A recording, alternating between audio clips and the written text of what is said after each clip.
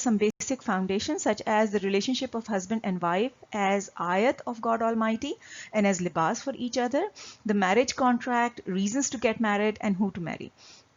In terms of the rights related to the marriage contract, to be treated as equal in marriage, to be treated as free human beings, to get married with consent, to marry after consensual age, right of equitable dowry, to be treated with respect and kindness, not to be viewed as property or as a source to bear and raise children only, the right to work, earn, and right to earnings. Please keep in mind that today's discussion will not cover divorce or divorce related right. We are also going to discuss polygamy, multiple marriages, and the ayah of beating of wife, and in other sessions, as all of these three topics demand detailed discussion. So we are going to discuss these three topics in 3 subsequent sessions.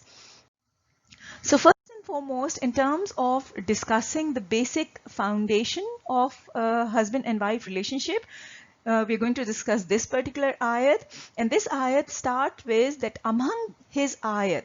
Now, as we all know, the word ayat means any sign that if we think and ponder on these signs, we are able to realize the existence of the hidden truth hidden behind these signs.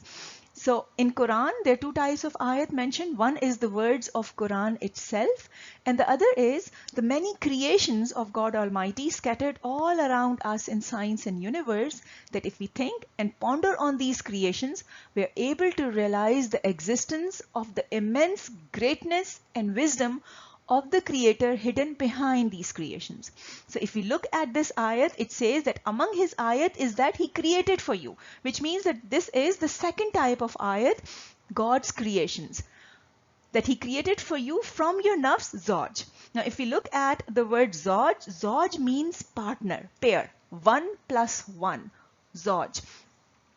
And Zawj is whether they are alongside with each other, such as a pair of glasses, a pair of shoes, or opposite to each other, such as light or day, light or darkness, night or day, etc. But the unique characteristics of the word Zawj is that one cannot exist without the other. So for instance, if you're one pair in pair of glasses, if one glass breaks down, the whole pair of glasses is rendered useless. Similarly, you cannot explain the concept of day without the concept of night, or vice versa. One cannot exist without the other, and it is because of this that both of these are called Zawjan, which means part of same Jan, and one is known as Zawj of another. It is pair, 1 plus 1, one cannot exist without the other. So God says that he created for you from your Zawj, from your nafs, Zawj, that you may find tranquility in them, you may find sukoon in them, peace in them, and he had placed between you affection and rahim. If you look at Quran defines the word rahim in 4 broad categories of definition, because the word rahim has been derived from the word rahima, which is a mother's womb during pregnancy. So whatever is rahima to a child is the meaning of the word rahim, which is in 4 broad categories of definition. It means lifeline. It means source of survival. The child breathes from the rahima. The child takes all its source of nourishment from the rahima. Second, it means protection. It means shield. It protects the child from anything that can harm the child. Third, it is a source of long-term nourishment, growth, and progress and development to an unprecedented, unparalleled, miracle-like fashion, so much so that a child is created from a single cell to a complete being. It's a source of miracle-like growth, progress, and development. And fourth, it's a source of selfless love and sacrifice. It is said that whatever the sense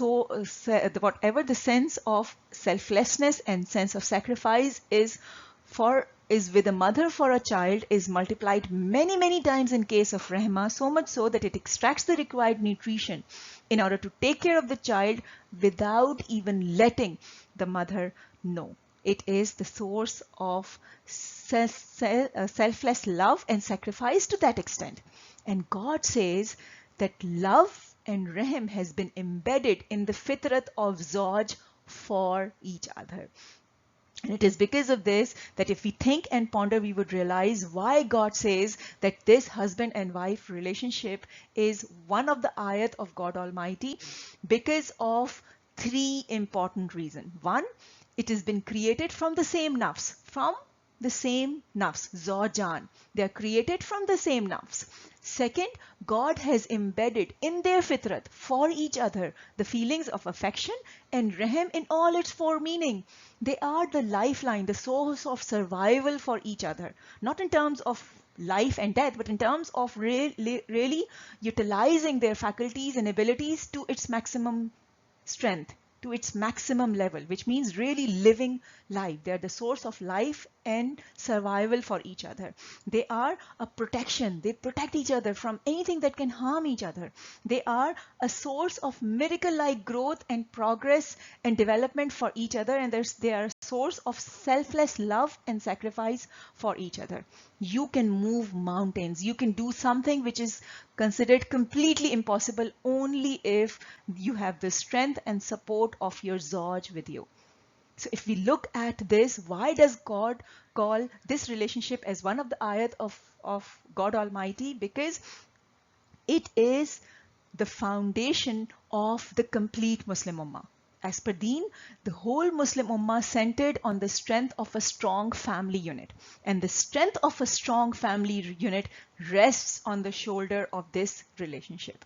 So this relationship is basically at the center, at the foundation of the whole Muslim Ummah. And it is because of this relationship that you can make or break the whole Muslim Ummah by focusing on this relationship. You can do the impossible only if you realize that these aspects are embedded in your fitrat for your spouse, for your Zawj, be it husband or wife. And you can make or break a whole Muslim Ummah by making or breaking this relationship. And it is because of this that this relationship has been targeted to really break and shake the very foundations of Muslim Ummah by incorporating many misconceptions in this relationship. For instance, the concept of Zawj means pair, 1 plus 1. It is not one husband and 4 wives. This is not as per Quran. Similarly, there are many other misconceptions, such as one partner to be unequal or subservient to another partner, being suppressed and by other partner. Even the concept of beating of wife has been introduced to actually target this relationship. And through this relationship, the whole Muslim Ummah has been shaken from its foundation. It's because of this that we are trying to address these misconceptions piece by piece. So concepts like multiple marriages or beating of wife would be discussed in detailed sessions later on, but the other concepts we're going to be discussing in this session. Again, one of the important aspect is that God says the marriage contract as solemn covenant, which means misaq. The word used for the marriage contract is the word misaq. And if we look at Quran, misaq has been used to define something such as a rope or something which is used to tie up something strongly, making it robust, sturdy, strong, that is reliable and unbreakable. So misaq is a very strong and sturdy contract which is solid, reliable, and which has stable foundations, unbreakable foundations. So not only that God has just used the word misaq for this contract, God has added another word which is ghalisan, which means strong, signifying the strength of the marriage contract, which is a strong misaq. And misaq in itself means strong, sturdy, stable, solid contract with stable, unbreakable foundations. So not only misaq, but a strong misaq, signifying the strength of this contract and this relationship. God has also equated Zawj or husband and wife as libas for each other. And if you look at libas as your dressing and the relationship between dressing and your body, you would realize that when God says libas for each other, it means actually that libas hides, which means that husband and wife hide each other's secrets. They hide each other's weaknesses. Also, they protect each other. Libas protect you. They protect each other. Then libas is in accordance with the surrounding. So the relationship between husband and wife is as per the surrounding, as per the situation they're going through, as per the community and the environment they're living in. Also, their libas is zenith. So husband and wife look good together. And then it signifies extreme closeness. There's nothing between libas and body. There's nothing between husband and wife. It identifies the extreme closeness between husband and wife. Now, keeping in mind the concept of a strong misak and the concept of the husband and wife as one of the ayat of God Almighty, we would realize that whenever Quran talks about marriage, it talks about a perfect harmony. That whenever you're entering into this relationship, do keep in mind that you're entering into a strong misak. That you're entering into a relationship which is the foundation of the whole ummah, which is one of the ayat of God Almighty. And it is because of this that God asks you to reach for perfect harmony between the spouses. Do not marry polytheist women until they believe. And believing slave is better than a polytheist, even though he might pleases you. Bad women are for bad men, women of purity are for men of purity, and men of purity are for women of purity. These are not affected by what people say. Do not get affected by whatever people say. Look for perfect harmony. Keep in mind that you're entering into a strong misak. Keep in mind that you're entering into a relationship which is the foundation of the whole Muslim ummah. So keeping this in mind, reach for the perfect harmony. Strive for the perfect harmony whenever you're entering into a marriage relationship. Also, the reasons to get married as per Quran is to be chaste. It is to desire chastity, to become pure, not for your sexual relationships, because the sexual relationships can only be done after marriage, because God says that those who are not yet married, A, marry them, B, ask them to abstain from any sexual relationship until they enter into the contract of marriage. And the word used for both of these is, the root word is katab, which means to enter into the marriage contract. Katab means to write, enter into the written contractual agreement as strong misak. Now let's discuss some basic. So the format is the same. We're first going to discuss the right, and then in black we're going to discuss some malpractice or some misconception that is related to this right. So for instance, the first right is the right to be treated as equal, as partner in this misak, strong misak, in this marriage contract. The normal malpractice or misconception is that family is an institution and men are head of this institution. And this is an ayah on which this concept is based. Again, let me warn you, this is a wrong translation. Men are in charge of or head of women, as God prefers men over women. Now, if we look at the word that has been mistranslated is the word kawwamun. If we look at Quran uses the word kawamun in multiple meanings. Its basically root word is the same as the word qayam, which means to stand with another, to be the basis, the foundation, to be the judge, to be responsible for justice, to be responsible for providing strength, provision, and risk for someone, to be responsible to provide balance and law and order for someone, to be custodian of someone, or to take care of someone's needs. So what this ayah is saying is that men are kawamun over women, which means that men are responsible for women. They're responsible to, as a custodian, to provide strength, provision, and risk for the woman, as God prefers some over others and because they spend out of their wealth. Again, the same right, and the general misconception is that men have more rights than women, and men are preferred over women by Allah, and they have a degree of authority and preference over women.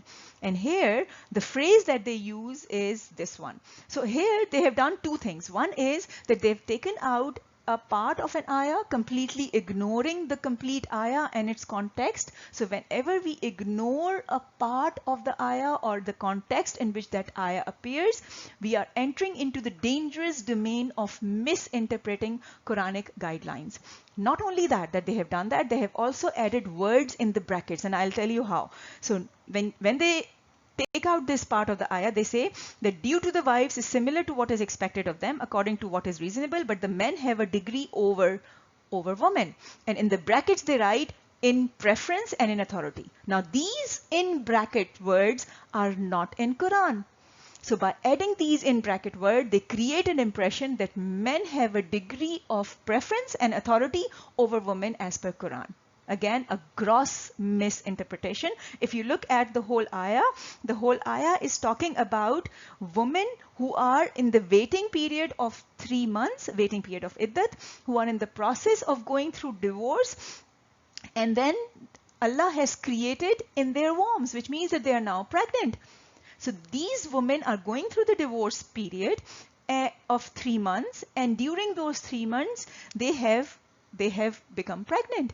And in this particular situation, God says that their husbands have more right to be back in this if they want reconciliations, which means that if they want reconciliations, rather than giving preference to anyone else, the first preference is the preference of their own husbands to be back in this relationship during this time period, in this situation where they are pregnant, because their husband have more right in this situation because they are now pregnant. This is the concept. It is not in terms of preference or authority over women at all. The right of equality in marriage, again, a normal misconception is that Eve was created from Adam, and it was Eve's fault that Adam was thrown out of Jannah. Again, these concepts are not backed and not substantiated from Quran. We all know, and we have just discussed, that both husband and wife are created from same nafs. There is no concept of women or wives being created from husbands, or Eve created from Adam, or there is no concept of Eve's or women fault for the mistakes of their husbands. Quran is very, very clear in terms of the equality between male and female. There's no discrimination, male or female, you're equal to one another. Anyone who does right, yes, male or female, while believing, we will surely grant them a happy life in this world, and we will surely pay them their full recompense according to what best they used to do, which means that the only 2 criteria is mentioned, and the only 2 criteria is belief, your iman, and your righteous deeds. There is no other criteria. Both male and female are treated equally as per Quran. The second right, the right to be treated as free human beings. Another misconception is that good women are subservient of and obedient of husbands. The same ayah has been quoted to define this misconception, and the word that is used are 2, salihat and kanetat. When we look at the word salihat, it is used in 2 broad meaning. One is obviously good woman, and the other is also in terms of amle salihat, which means doing things the right way, good things. In terms of the word kanetat, which has been translated as that good women should be obedient of their husbands, which is a wrong translation. The word kanetat basically means to guard, to protect one's abilities and resources, and use these abilities and resources by remaining within the boundaries of God's commandments and rules and regulations of Deen Islam. So as long as you are using your faculties and your resources and guarding them and protecting them and using them within these boundaries, you are qanatat. And the same word is used for men as well in Quran. So for instance, in this particular ayat, it is used for both men and women. Qanateen wa qanatat. These are one of the qualities of the many qualities that God says in this particular ayat for those who will get great reward from Allah. So these means all those men and women who protect and guard and use their abilities and faculties and resources to remain within the God's defined boundaries of Deen Islam, they are qanitat and qaniteen. So if we define this particular verse, translate it rightly, it means do things the right way by protecting and using your resources and abilities to follow God's rules and remain within the God rules and regulations boundaries. This does not mean that women are subservient of or obedient of their husbands. The right to work and earn and to living. So wives, normal misconception is that wives cannot work outside the house or even earn income. And even if they do, they need permission from their husbands in order to work outside the house or to earn.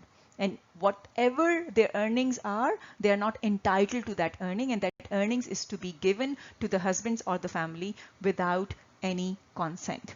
This is not supported by Quran, because Quran says clearly for men is a share of what they have earned and for women is a share of what they have earned, which means that woman has the right to work and to earn, and also they have the right to their share of earning.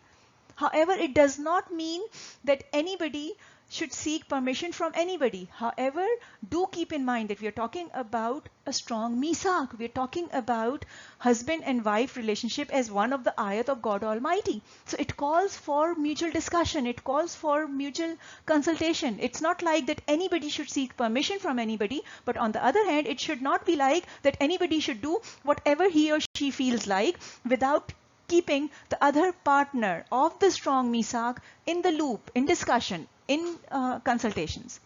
That is not right either, because God says that do not consume one another's wealth unjustly, but only as business by mutual consent, that you can consume each other's wealth. However, the two criteria is it should be through mutual consent, through mutual consultation, through mutual consent, and it should be a give and take. It should be as tijarat, as give and take. The right to get married as per consent and freedom. Again, normal malpractice and misconception is that there are many forced marriages that takes place. Women are treated as property or asset. Whereas in no unclear terms, God says that it is not lawful for you that you inherit women by force. It is not lawful. You cannot do that. You cannot treat women as an inheritance, as your property or an asset, and you cannot force women. You cannot marry women by force at all. The right to get married after consensual age, since the right to get married is as per consent, it has to be consensual age. This is the bare minimum logical reason. But the malpractice is that of the child brides. It's okay to marry young girls as evidenced by marriage of Hazrat Aisha with our beloved Prophet, peace be upon him. And the reason is that people believe wrongly that Hazrat Aisha was 9 years of age when she got married to our beloved Prophet, which has been repudiated and rejected by many scholars, proving that her age was in fact 19 years old. But regardless of that, as per Quran, they highlight this ayat to prove their claim that as per Quran, child bride or marrying of the child before their consensual age is okay, because here they say that, and those who no longer expect menstruation, we're talking about monthly periods, among your women, if you doubt, then their period is 3 months, and those who have not menstruated. So this phrase, those who have not yet menstruated, they construed as this is talking about those girls whose periods have not yet started. Now this is a wrong assumption. Why? Because here you're talking about the divorce and you're talking about the 3-month iddat period, right? So what it says is that those who no longer expect menstruation, which means that they are in the post-menopause age. So those who are in the post-menopause age, they don't need to wait for 3 months. That's what it's saying. But next, if you doubt, which means that now you're talking about those situations where you're doubtful. And what are those doubtful? It could be anything. It could be anything that your periods may be irregular, or your periods may not have come for this month. which is what it says. If you doubt, or if you have not yet menstruated for this month, maybe your periods are delayed, maybe your periods have not come for this month. If you have any doubt, then go for the 3 months period. So this ayat does not portray and does not say that child bride or marrying girls who have not yet started their menstruation period is allowed as per Quran. This is a wrong assumption. The right to get married after consensual age, child bride, it's okay to marry young girls, again a malpractice. As per Quran, Quran says marry the unmarried among you. And another 2 ayahs, this is talking about handing over of the property to the orphans, both boys and girls. Do not give the weak-minded property until they reach marriageable age. Then if you perceive in them sound judgment, then release their property to them. Now, if we look at Quran, Quran is silent as far as the marriageable age is concerned. Quran, however, asks us to marry the unmarried ASAP. Because Quran is saying that abstain from the sexual relationship until you get married. But marry the unmarried ASAP, as earliest as you can. There are many factors, obviously, which determines what should be the marriageable age. But the bare minimum, as per the guidance from Quran, is that it has to be consensual age. The person or the girl or the boy has to be of the age where they can give consent, which has to be after the age of balughat, which has to be after the age of consent. Second, it has to be the sound judgment, because here God was talking about handing over of the property to the orphans, whereas in case of misak, strong misak, the marriage contract, this sound judgment is of paramount importance. It's much more important. So therefore, the sound judgment is of another criteria as well. Third is equitable dowry payments. And the fourth is harmony between both. So these are the bare minimum criteria that Quran highlights. And in terms of these criteria, especially the consensual age, in order to give the consent, is the bare minimum logical age. And on the basis of this, the child bride or marrying girls as young as 9 or 10, even the age of balughat, is not allowed as per Quran. The right to equitable dowry, as per Quran, we are going to discuss, but the gross exploitation is the normal practice in the Muslims, and in terms of the payment of dowry, whereas Quran says that give the women their due dowries equitably. Equitably means whatever is in accordance with whatever you can afford, whatever is their due right is. It should be in accordance with what they deserve and in accordance with what you can afford. And also, pay them their due dowries. You should pay them the dowry decreed for them. This is an order. This is a decreed. This is their right, due right. And it's been ordered on you that you should pay them. You commit no error by mutually agreeing to any adjustment to the dowry, which means that this has to be mutually decided. Whatever you want to adjust, it has to be mutually decided. And it has to be equitable in terms of what she deserves and in terms of what you can afford. But that is a decree, that is an order. The right to be treated with respect and kindness. As per malpractice, it's okay to look down upon your wives and deal with them with disrespect and mockery and to make fun of them. There are many, many jokes that circulate around in the social media and in our public gatherings as well. We make fun of our wives. And it's okay to disrespect them and to make fun of them and to deal with them with unkindness and cruelty. This is a malpractice which is very, very common among Muslims.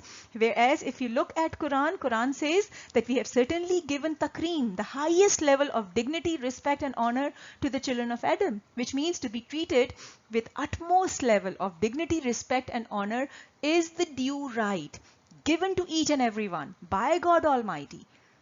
Similarly, it's given to women as well, and nobody can take that right away. Not even your husbands, not even your father, not even anyone. Nobody can take that right away. It's given to each and every human being.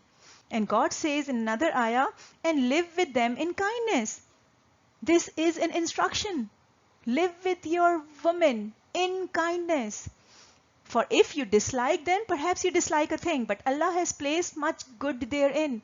There is a possibility that you dislike a thing, and just because that you dislike a thing, you assume that you dislike the whole being. And it's because of this that you are dealing with her unkindly.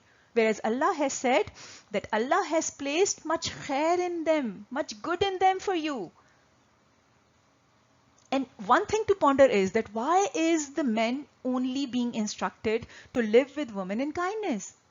Because it is in the fitrat of women, kindness, compassion, love, not so much so in the fitrat of men. And it is because of this that God has specifically instructed men to live with women in kindness, and also told men, a part of their fitrat, that it is in their fitrat that once they dislike something in another being, they tend to assume that the whole being is being disliked by them, and because it's disliked by them, they started dealing with them in unkindness. Whereas God is saying that no, it may be only one thing, but God has placed much khair in them for you.